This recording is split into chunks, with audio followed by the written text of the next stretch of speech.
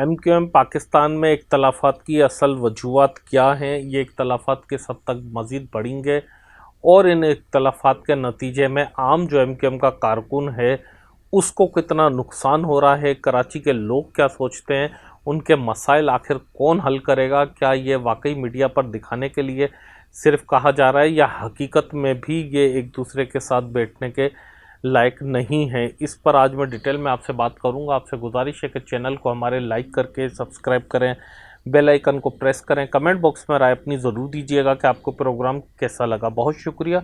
जुल्फ़िकार अली बब्बर की जानिब से अस्सलाम वालेकुम तमाम फैमिली मेम्बरान को।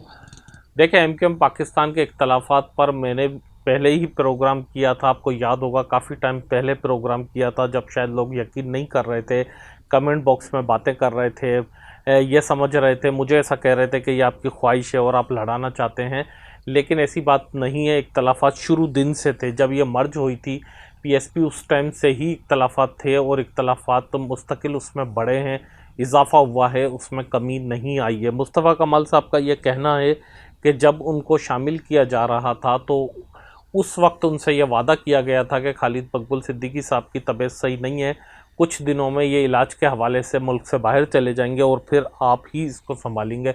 लेकिन उनको ये लगा कि शायद वो वाकई बीमार है, क्योंकि उनको एक कैंसर की बीमारी है जिस पर फारूक सत्तार साहब को उन्होंने समझा कि वो उनके साथ काम कर सकते हैं, वो उनके साथ मिल जाएंगे और कोई ऐसा मुकाबले में नहीं होगा कि जो एमक्यूएम के चेयरमैनशिप के लिए आए। ज़्यादा उन्होंने तहकीक भी इस बात पर नहीं की मुस्तफ़ा कमाल ने कि तबीयत ख़राब के हवाले से या कब तक वो जाएंगे।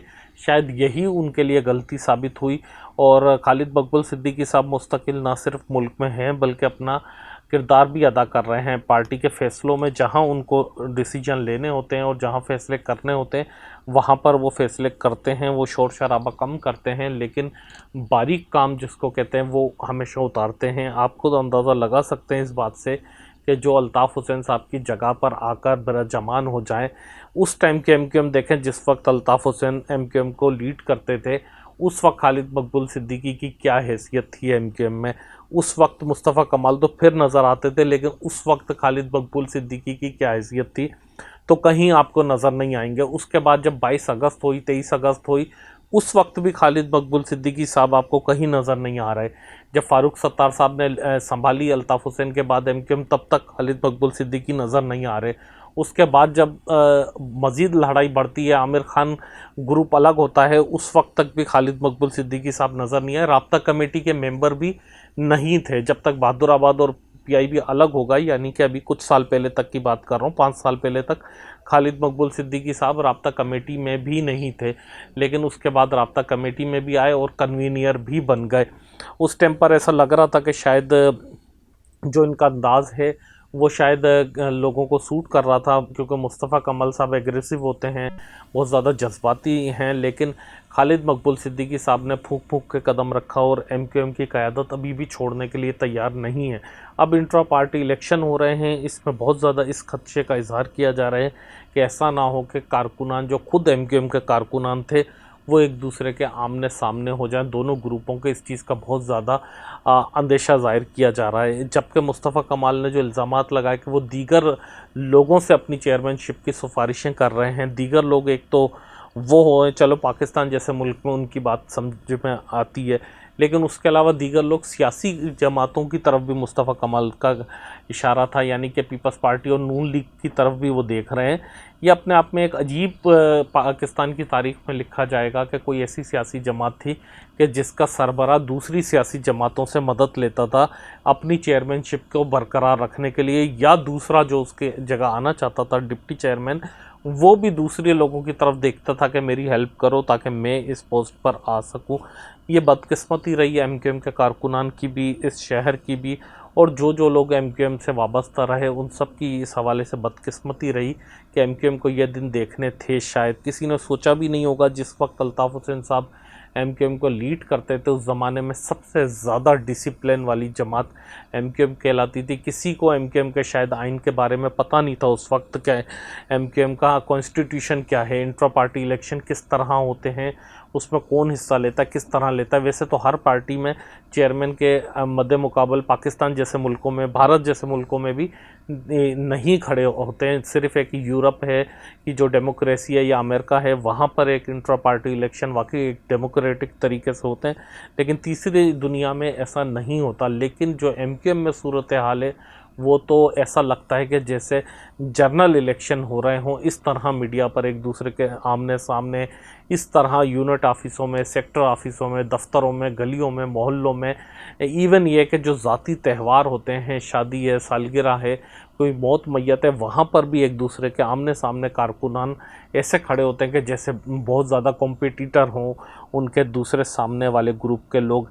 इस वक्त अगर एमक्यूएम के वर्करों को देखा जाए तो उनके लिए सबसे बड़ा चैलेंज जो है खुद अपने आप में यूनाइट रहना है। ये उनके लिए सबसे बड़ा चैलेंज है। इस बारे में शायद कोई तसव्वुर भी माजी में नहीं कर सकता था। यानी कि उनके लिए जो ख़तरा है, ना तो पीपल्स पार्टी ख़तरा है, ना उनके लिए मुस्लिम लीग या तहरीक इंसाफ कोई ख़तरा है।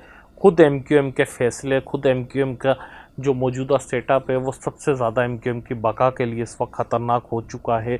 कारकुनान शदीद तरीन मायूसी का शिकार हैं। कारकुनान को कुछ समझ नहीं आ रहा कि हम किसके साथ जाएं, हम कहां जाएं, हम किसको सपोर्ट करें, किसको नहीं करें। क्योंकि जो नज़रियाती कारकुन थे वो तो ज़ाहिर सी बात है अल्ताफ़ हुसैन साहब को सपोर्ट करते थे, आज भी करते हैं, उनके दिल तो उनके साथ धड़कते हैं। लेकिन बाकी लोग भी जो है कहीं ना कहीं उनको पसंद करते थे जो बाद में आए। अब इस वक्त ऐसी गैर यकीनी की सूरत हाल है कि जिसका आप अंदाज़ा नहीं कर सकते।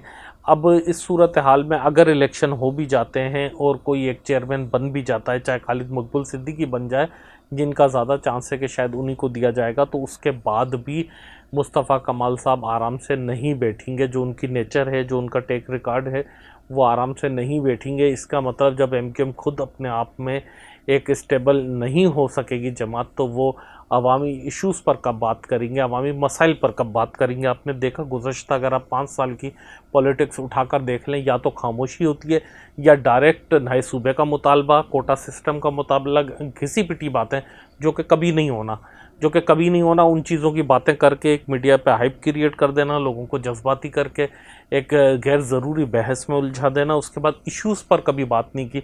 यानी कि पानी की कमी पर कभी आपको नज़र नहीं आएगी उनकी एक्टिविटी, लोड शेडिंग पर उनको एक्टिविटी, जो आसान मसाइल हैं निस्बतन, सूबे की निस्बत बहुत आसान चीज़ें हैं, उस पर कभी नज़र नहीं आएगी।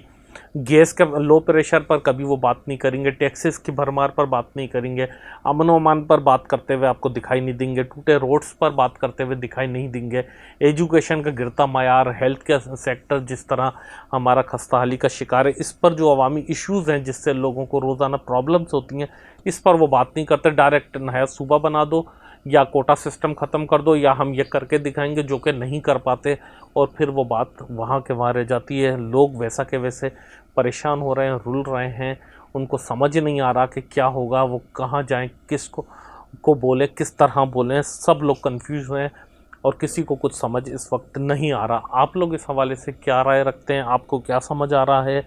आप किसको सपोर्ट करते हैं? कमेंट बॉक्स में राय ज़रूर लिख के दीजिएगा। फ़िलहाल मैं आपसे इजाज़त चाहूँगा। जिन दोस्तों ने हमें अभी भी फॉलो नहीं किया उनसे गुजारिश है कि फॉलो करके घंटी का बटन भी दबाएं और अपने अजीज़ व अकारिब से शेयर भी ज़रूर कीजिएगा। अल्लाह हाफ़िज़।